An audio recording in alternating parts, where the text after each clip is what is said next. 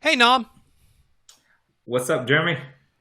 So, this is the final stop for all leading up to this. We said at the very beginning of the Batman saga that we'd gone through the 89, the Return, the Forever, Batman and Robin. We were going to go through all this and then, talk about the Batman that just recently came out March 4th of 2022. And as we speak, you and I went to go see the movie, and then you actually went to go see the movie again with some other people. So you'll definitely have more of a better look at this movie more than my first time because uh you know I enjoy for what it is, but you'll help me out on some things that I might have forgotten and whatnot. So Yeah, sure. but in this particular this particular video, we're going to be just kind of just giving our thoughts of the Batman. We're not going to go super deep. We're just kind of just talk about a little bit of our thoughts about the setting, the story, the Batman and the villains, and just our overall thoughts. So with that, let's go ahead and start with the setting. And that meaning like how did Gotham City look? How did the cinematography look? All that stuff. So I think we both agree in a nutshell that this setting and the way it was filmed felt very dark and gritty and very I don't know. It really does a good job of setting its own ground that this is Gotham City in their own way compared to the Nolan films. I haven't felt that Gotham felt like Gotham since the Tim Burtons, because at least Tim Burton, even though it was a little bit brighter than this movie in his own way, that movie felt like it had its own version of Gotham City here. I really like how they really make it more of a dark noir, trashy, gutter place that Gotham is not always this pretty place, not even in the daytime, you know. And I do like how people around the town are like. I like the fact that um, it's corruption everywhere, and where we're seeing this progress of trying to get this city to be better, but it seems like it's getting worse every single day, and we don't know what the next bad thing is going to happen. Even from like the beginning of random people are getting mugged, random people are getting hurt, and then we get the Batman that comes in, the try to clean this city up. So, Nam. I will start off by saying this. Ladies and gentlemen, we may be talking about things that will spoil the movie. So, spoiler alert, as always, in this movie, right here. This is where you put the scene spoiler alert. I'll put it right down there. Mm-hmm. But I agree with Jeremy. I think if you were to take all of the movies, and I know we didn't talk about the Christopher Nolan Batmans, and maybe one day we will, but we wanted to hit back on what we grew up on and what is now. I think if you were to take all of the Batman like backgrounds, whether it's Schumacher, Tim Burton's, and Christopher Nolan's, and just kind of mash them together, you really kind of got what Matt Reeves was seeing. It was dark and gritty and trashy, but it also was grounded enough, like the Christopher Nolan Gotham City, as well as comical in its own bright colors. It had its colors to make it very noirish. Is a common phrase that we'll say here, like Schumacher's and Tim Burton's. You felt like it was a real city, but you also felt that it was very comic book like. And I think Matt Reeves just nailed it. He found that middle ground and he just nailed that environment. Every bit of what that movie felt was like a mystery, a detective mystery that we watched and we followed. And the way he took this movie visually absolutely fit this universe he wanted to put us in. And I think that's also going to be a very common phrase that we're going to say is that everything that they did fit this universe, this feel what they wanted you to feel. If you didn't come out feeling what he wanted you to feel, then you're crazy. So my question I want to ask you real quick is based on the setting in Gotham City. Out of all the Batman movies, did this movie feel like you got the best tour of what Gotham City is trying to show you as a viewer? I think this one by far is the best Gotham City. I think this is what you needed to see from Gotham City as a not it's a big city, but it's not normal. in its own right. Like it's a big, dark, and kind of gutterish city, but it's still colorful. It feels like a New York, and I don't know if that's what they were aiming for. Hmm. I mean, obviously they had the Gotham Square Garden, which is a knockoff to Madison Square Garden, but it really did feel like New York. Where if you've been to New York, people who live in New York, I know. I'm sorry, I'm kind of gonna trash it a little bit. It is very dark and trashy in a way, but there are areas in New York that are very bright and very colorful, like downtown Times Square.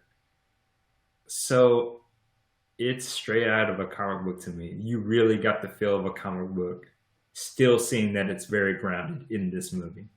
And I feel like, yes, to answer your question in a very, very long way, yes, I think it was the best Gotham City that you could probably have right now. Yeah, I agree. I think this is the best tour that we got to see of Gotham City, even from the streets to the clubs to the chase of the city, of the car chases, even when Batman was escaping and flying through the city. And compared to the Tim Burton one, um, you know, the difference is though too is you're going against practical effects of building this city from kind of like scratch compared to here, but this here with the music that just fits it very well brings out that love, that gruesome thing of you just don't know what's going to happen around the corner. And I think that's what's missing from the other movies was like you never felt that anything could pop up and get you. And that's what I like about Gotham City was like it's so dark in here, like you just never know who's around the corner, who's next, and all that kind of stuff. So yeah, I agree with you. Let's go ahead and get into the main thing. It will be the story. And now I'm going to let you kind of lead it first. Since you saw the movie twice, I think you have a better way of kind of setting up in your mind of how you felt about the story.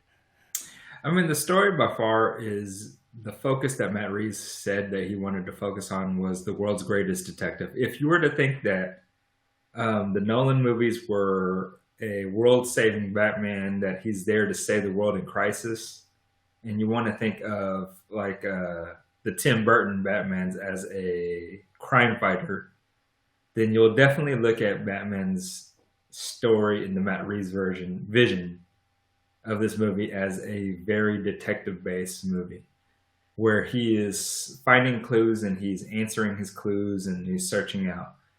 To me, I think this movie is a tale of two stories, ultimately. And for people who've seen this movie, you guys will understand the last 45 minutes of this movie, I felt was its own story versus the current or the first like 2 hours, I think, because I think the movie's 3 hours long. Mm-hmm. The first 2 hours is different than the last hour. They do mesh together. It just feels like there's a different tone. Whereas you get a very cat and mouse Joker, or not Joker, cat and mouse with Riddler and all the things that he's doing to slowly try to like leave little clues here and there for Batman to solve.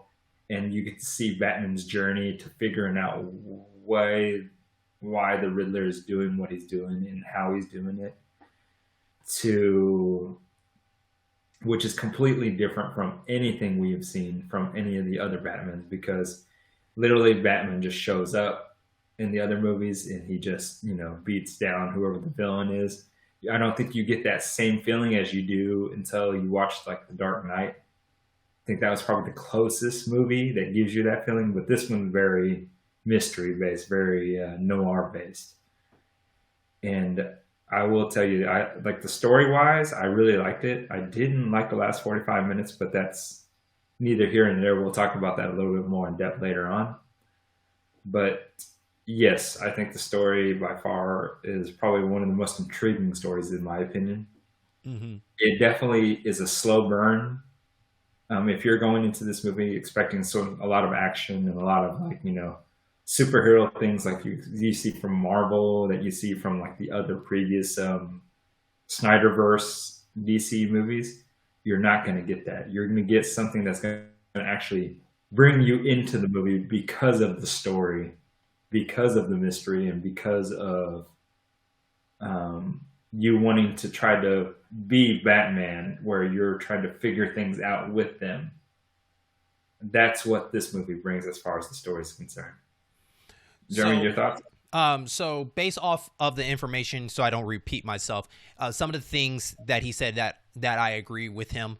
Some things that were very interesting about it is, as he says, there's basically like kind of two stories kind of going. I looked a little bit more deeper of side stories that kind of interlean in that, especially like with Catwoman being added to the story. That kind of helped, smooth out where the story was going as she became more of a kind of force in a helping hand to Batman, and then we get kind of her goal. I think every character in here, besides probably Gordon, if you want to argue, Commissioner Gordon, that everybody had a goal of what they were trying to do. Batman is trying to find Riddler. Riddler is trying to show Gotham City that there is corrupted places that you guys are not being aware of, and you're letting these people get away with it. To Catwoman going on on her own private mission. We'll say what? She's basically going on a revenge tour. In a way, it ends as a revenge tour, but it starts as a mystery. Yeah, with them all just kind of intertwining, which I think they did a good job of that. I agree it is a slow burn, but I think it paid off on those points because you have so many characters that you are following, and you're trying to guess what is the next step that each character is going to do next. I mean, to the point where, one moment Catwoman's helping, one moment she goes rogue. One moment you think you got Riddler and he's 10 steps ahead. Mm-hmm. To Batman learning, but he's also fighting against himself in this movie too, if you really think about it, because he wants to take care of this himself, and he has a hard time having other people to help. On top of the more he learns, the more it's affecting him because it's becoming a personal cause for him. Going on this. So you wanted to say something?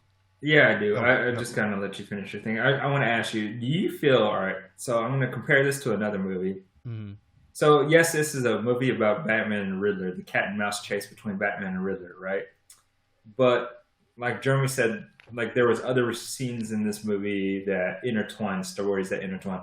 It's kind of like Sin City is what I'm gonna say.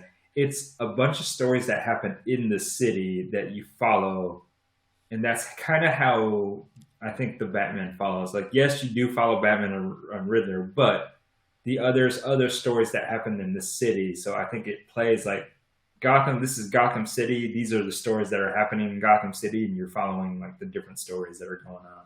Yes, there's one main arcing story that you follow with, but you get to learn more about what's going on in the city, the underworld, the politics, the different characters of the world.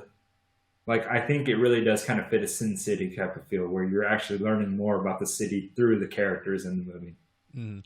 That's how I'm seeing it now. So with that, however, one thing is kind of a little disappointing to me after sitting back for a while is the fact that the Riddler's riddles were a little bit on just kind of looking, or it seemed a little bit too quick and too easy. And I think I wish we got less Riddler puzzles where it took a lot longer to figure them out. It felt like that, Batman could figure, like Batman, this is supposed to be his second year as Batman. So what I have read, Nam can correct me if I'm wrong on that, but for him to figure out these puzzles so quickly, it's real kind of, I don't want to say it's like the end of it's not a bad thing, but it's also kind of like, well, you're still kind of learning the ropes here. And the fact that you can get these riddle downs perfectly right off the bat without having to give it a second thought, it was kind of like, that's kind of interesting to see. I wish there was less where he had to put more work in to figure out how to solve these puzzles that I think could have helped paid off. And that way we don't get this long stretch the last 45 of, here's this whole grand thing. Because I feel like that some of the stories could have been cut a little bit to have more time with this per se. You were saying that the last 45 minutes, which you'll go in later details where you're talking about, kind of took some attention to you.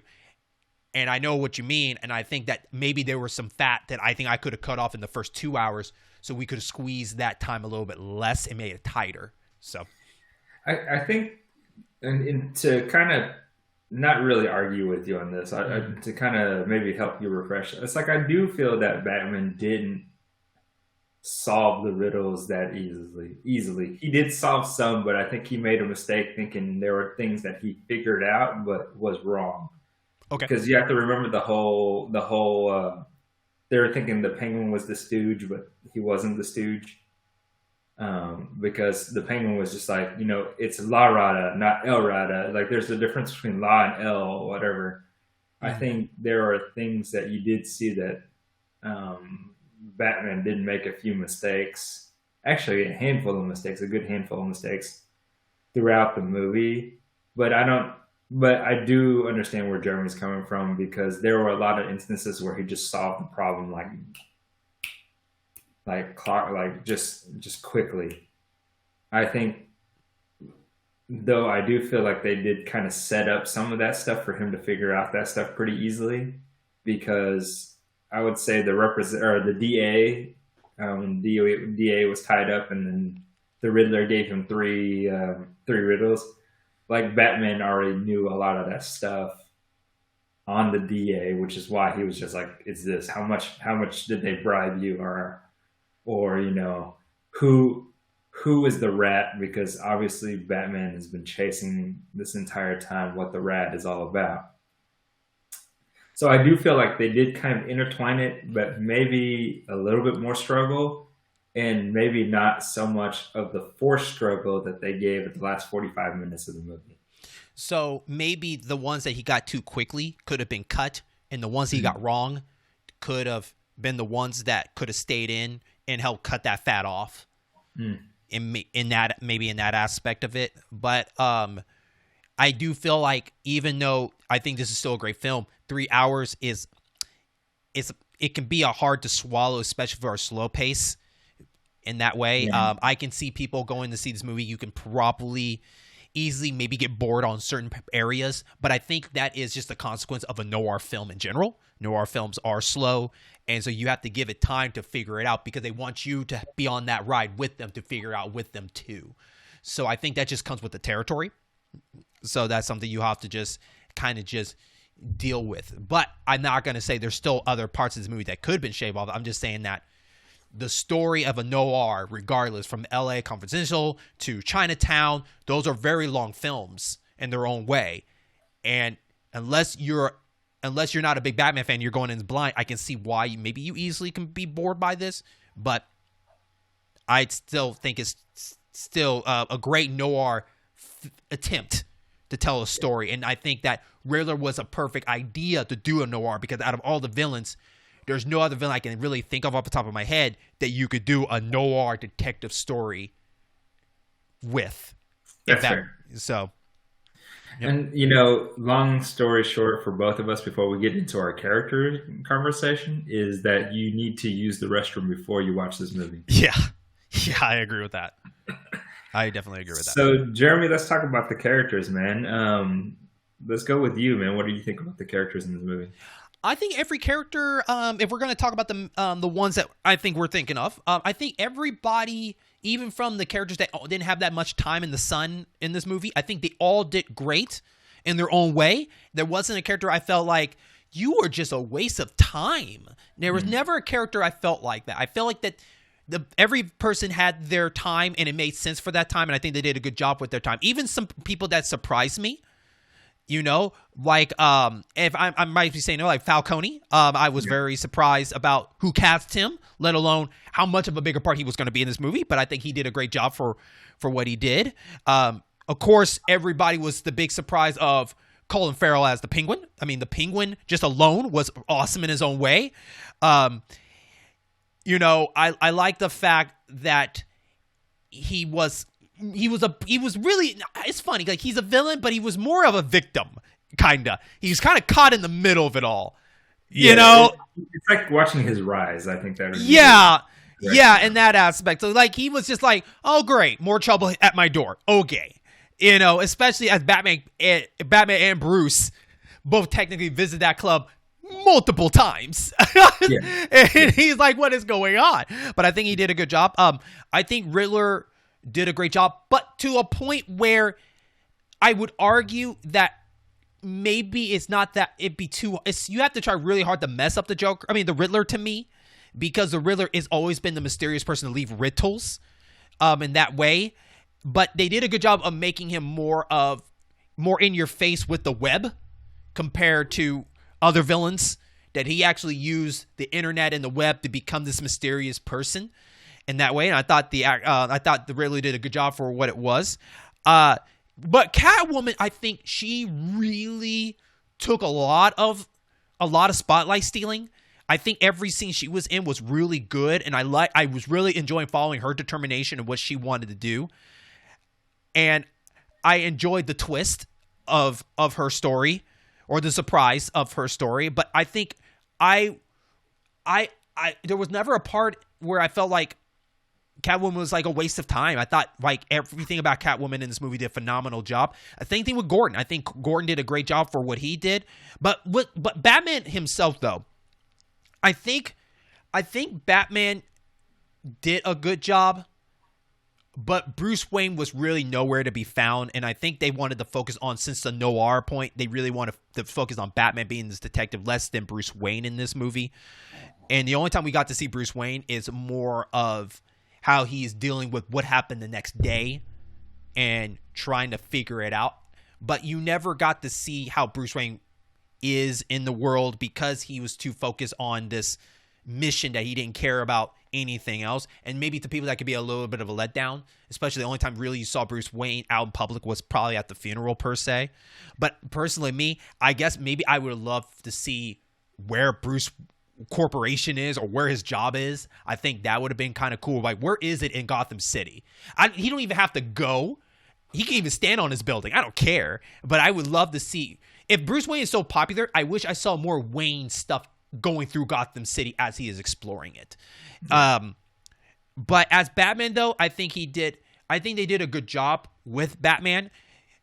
But maybe there can be some argument that the suit did more of the work than him doing the work, per se. I guess you can argue that. But those are some highlights of some of the characters. Well, let's go with Batman first on this one. I agree with Jeremy. I think Batman is probably, and this is hard to say, because I think for me, like Jeremy, we both grew up with Michael Keaton, and we always tend to think Michael Keaton is our best Batman. But this is hard to say. I want to give Robert Pattinson the nod on this one. I think he did a really good job of playing Batman. As far as the detective, and obviously it's written that way, but I think the way he held himself as a very cold, like rookie-ish Batman, you definitely saw it in this movie.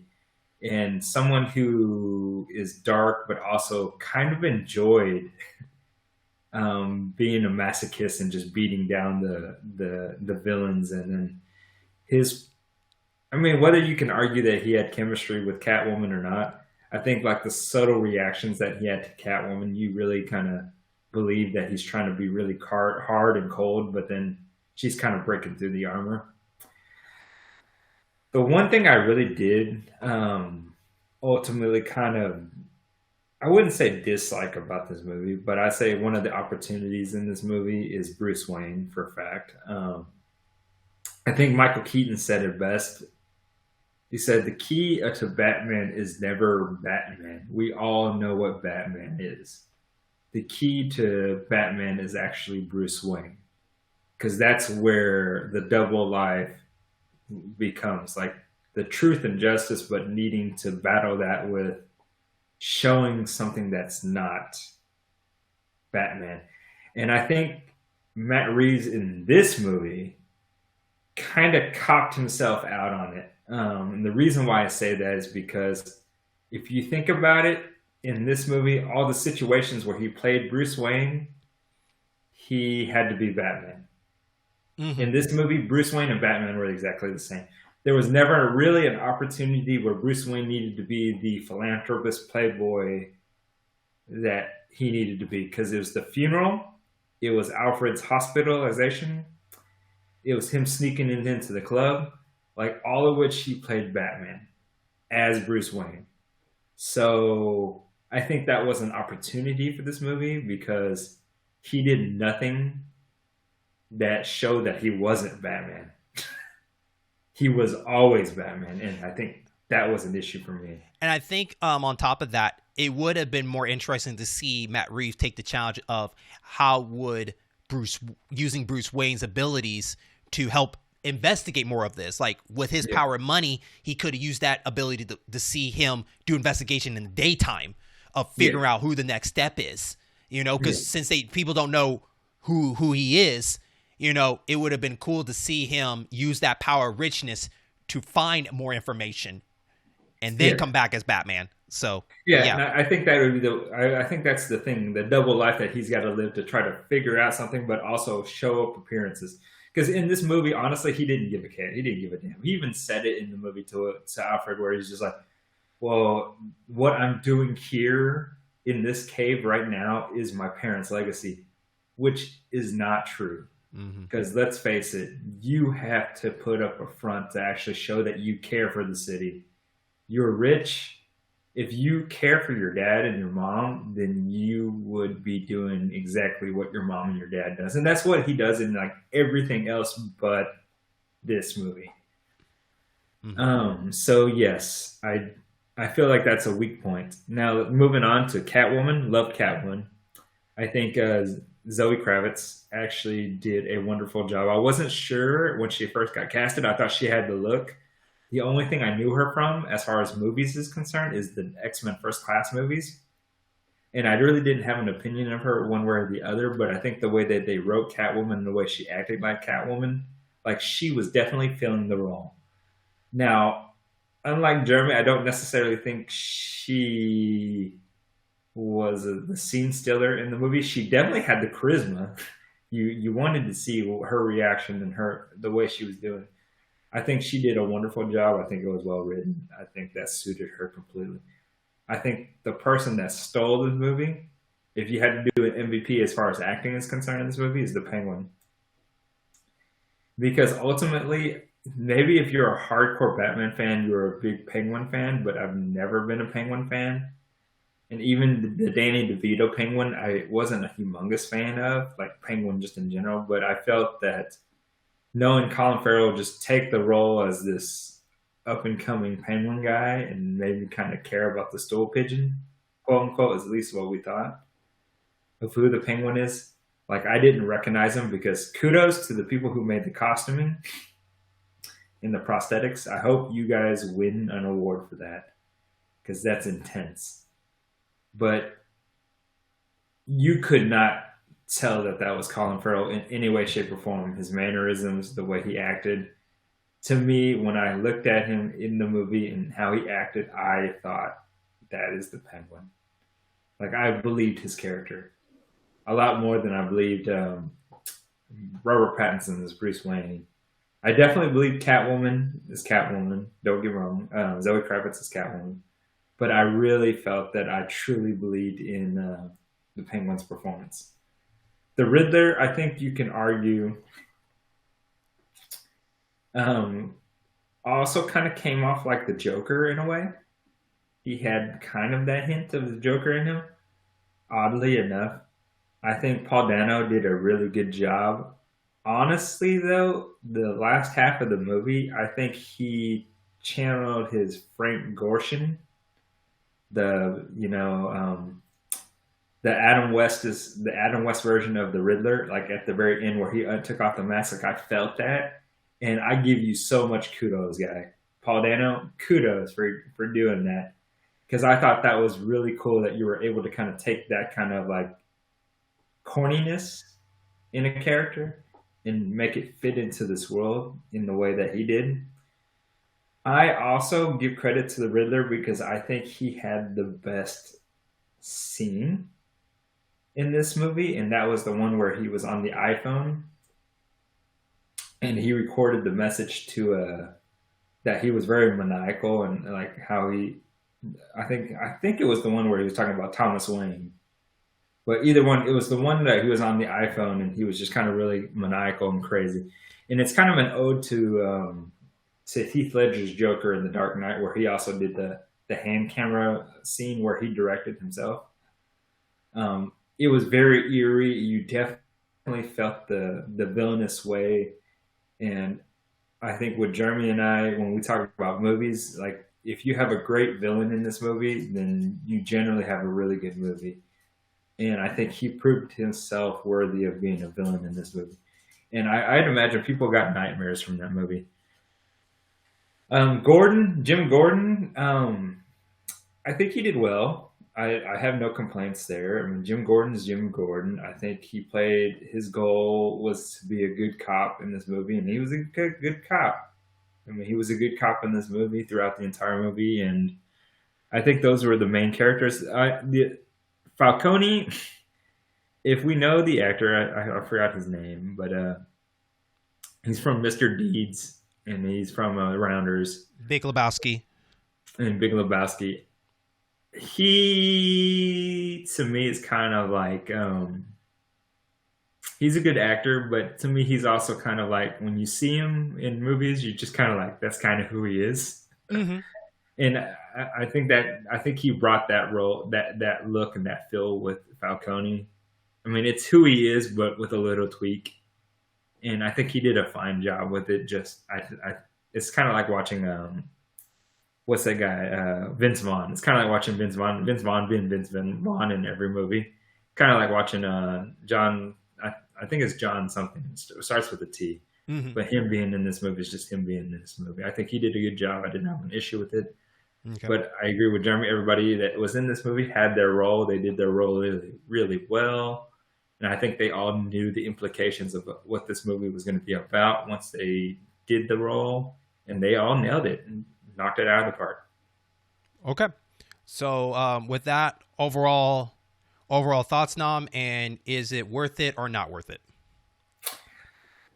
Like I said, the last 45 minutes of this movie was what I thought bothered me the most, because I think for us, when we watch movies nowadays, we think the last 45 minutes of them, or the last part of a movie when you set up for a sequel, because obviously this was the setup for a sequel, that you kind of tease something, then it becomes a sequel, kind of like in The Dark Knight, or I'm sorry, not The Dark Knight, Batman Begins. At the very ending credits, you get here's the calling card and it's the Joker card, and you're just like, oh, there's a sequel, right? You get like a maybe 5-minute teaser of what the sequel is, but this last 45 minutes of the movie to me was the reason, kind of turned me off to thinking that this was probably the top-notch movie in my opinion, because the last 45 minutes of the movie was a setup to the next movie, a complete setup to the next movie, and it didn't make sense to me because the Riddler has done nothing but go after political corruption. And then all of a sudden, his master plan is to kill a bunch of innocent people, which was never his MO throughout this entire movie. And it bothered me. It really did bother me. And I think it was a way for them to show that, hey, Batman was vengeance, is what they argue, and that now he realizes this is the wrong path to go and that he has to be a different sign. But I felt like that was more forced than the entire first half of the movie, and that bothered me. Other than that, this movie is great. I definitely recommend it to anyone to watch it. Use the bathroom before you watch it, guaranteed. You will enjoy the characters. The story will bring it in. Again, like I said, however, you might like the last 45 minutes of the movie. I felt like it was unnecessary as far as trying to set up what the last half of this movie is, because I felt the Riddler made a 180 turn that wasn't the Riddler at all, even though he did his best acting towards the end. But the story kind of shifted a lot, where it was kind of like, we're going to show Batman as a reborn Batman. He's not vengeance, which we can argue whether the whole vengeance conversation makes any sense. I just felt that it ran too long for what it needs to be for me to put it in my top movie. So, but I will tell you guys, this movie's number 2 to me out of all the Batmans for sure. So that's a definite good recommendation. Just like any movie that you want to pick on, that's great. You kind of want to see certain things to make it even better, to make it the best. And those are just my critiques on it. Overall, on my first showing of this movie, and I haven't seen it again, so I'm just going to go off on my first showing of it. I really like the tone. I think this is the best looking Batman. I thought it was the best tone of it. I think it's my favorite one compared to any of the Nolan ones, in my opinion. I thought that this did a good way of me staying with the story. I never really got bored, really. And then with the 45 minutes, I like the last 45 minutes, which I wish that there was stuff in the first 2 hours that could have got cut. So the 45 minutes would make it feel more blend, that it doesn't feel like, but wait a minute, there's something else kind of thing, right? You're like, what's behind this curtain for the Riddler? And I think if we cut a little bit of the first half of that movie to get that fit in, this movie could have been a little bit shorter and a lot more easier to transition instead of 3 hours. I agree. I think this movie could have been accomplished under 3 hours. I really believe that. I just think it almost felt like one of those Batman movies, like, we might not get a chance to do another Batman movie, so we're gonna go big. That's what it kind of felt like watching this movie. But overall, I don't think it's a waste of time. I think anybody that watches it will just have a good time. Because even if you're not a fan of noir films, I think the movie does a good job of pulling you in after the first couple of scenes of showing you, like, okay, where is this going to go? And yeah, I do recommend it. I do recommend checking it out at least once. At least once. And if you're a bigger fan than Nam, go see it twice.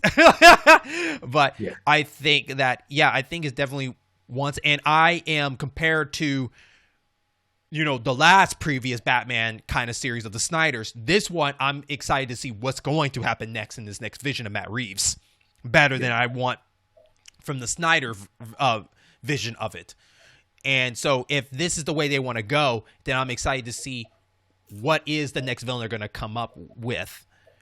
But I will say I wasn't excited about kind of who made a special appearance at the end. That was Joker. And I wasn't a fan of that because I thought, like, I wish someone else was in that cell instead of him. I wish it was somebody else. I don't want that anticipation in my head, like, oh, great, he's going to come in, so we got another one. Because it feels like almost every single Batman movie, except for Snyder's, a Joker is in there somewhere. And I feel like I want to, hopefully they'll twist it on me and do something else. But, Yeah, I was going to say, all right, so technically Joker did show up in Snyder's. He didn't show up in Whedon's. Okay. Well, then, it's still always a Joker, and I want that pattern to change. So I will argue this, though, and maybe you might feel differently. What if it becomes a Joker and Riddler team up instead of just the Joker? I honestly just want something new that doesn't include Joker, whatever, for this set of movies. That's all I like the idea that it might be a team up where those two are teamed up to do bad things, but then you get to see the struggle between the two.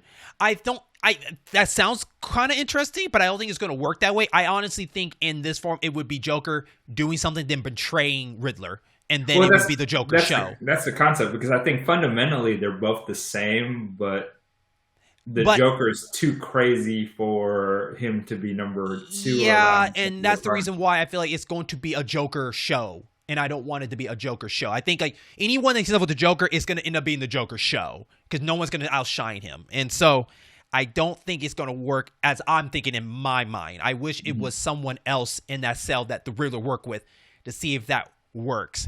I would even take the craziness of Two-Face being in there, even though I don't want Two-Face in there. In that aspect, I would like to see someone new that we haven't seen in the rogue gallery of villains that never got a shine, to see what Riddler would do with that. But Matt Reeves has a chance to prove me wrong, and you have a chance to prove me wrong, Nam, if this works out the way that you think it will. So I think it's going to be Mr. Freeze, because Matt Reeves talked about it. Okay. All right. But that's our overall thoughts. But what are your thoughts? Leave a comment down below and tell us what you think of the setting, the story, the villains, and Batman, and your overall thoughts. We'd love to hear that. And thank you for joining us on all the Batman movies that we have gone through. Or if this is your first time seeing this video, please go check out all our Batman movies that led to this moment. The 89, The Returns, The Forever, and the Batman and Robin. Also, we also have a video of ranking our villains from those. So definitely go check that out. We'd love to hear your comments on that. But with that, Nam, is there anything else you want to add before we wrap this up? No, guys, check out this movie. If you like comic book movies just in general, this is a movie you need to watch.